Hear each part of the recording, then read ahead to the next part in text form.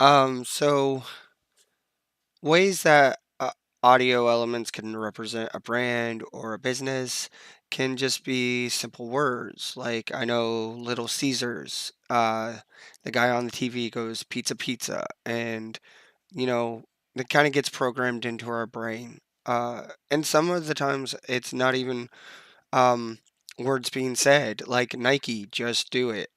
You read those words and you kind of say it in your head and you instantly think Nike. So there's many ways that audio or I mean just even print, I guess would be where I'm going with the Nike, but it kind of makes us think the words in our head, kind of say it to ourselves. So outside of that, I mean, audio can be music. There's those certain songs that we hear and we're like, bam, I know this artist. Um, and movies. Some of the biggest movies out there. I know Titanic. Titanic has a bunch of songs we hear and we instantly think Titanic. Um, so does A Walk to Remember and Black Notebook. And I know those are more love movies, but they're the ones we hear on the radio more often. I mean, there's the horror sounds, the screeching, and um, we think of the horror movies, and then even Jaws. Jaws has that theme song that everyone can recite by heart.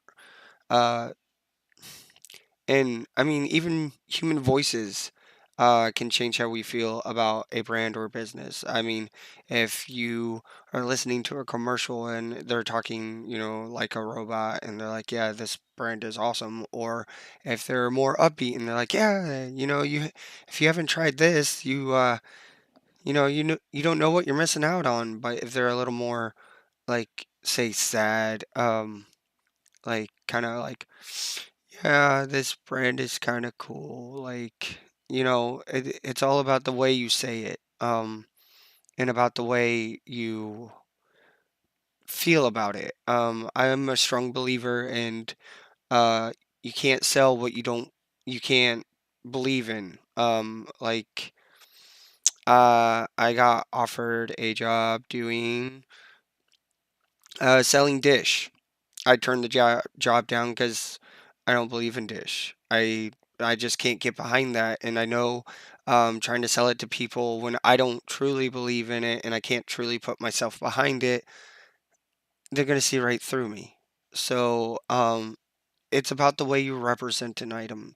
Um, you got to be able to back it up. You got to be able to believe in it. Um, and audio scoring is another one. Like I stated, the movies. Uh, they're the big ones. They use different sound effects to give a feeling. Um, when it's sad, they're going to play slower, calmer songs to kind of bring out those feelings. During horror, they're going to play more suspenseful and thrilling music to kind of get you on the edge of your seat. And, more upbeat songs during the happy times, you know, especially like the superhero movies. They play a lot of upbeat musics, and you're like, yeah, the superhero is gonna win the day, and you feel all good about it.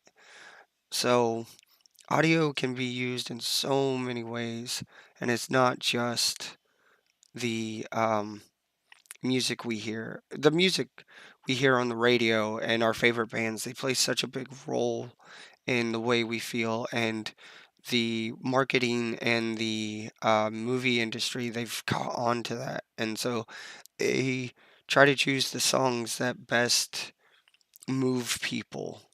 Um, and then it's like announcers. They don't just take any announcer. That announcer has got to be a little upbeat.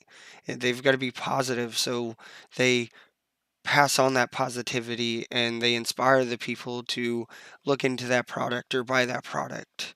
So audio is just it's a It's almost a key element nowadays for marketing. It's not just pictures and words.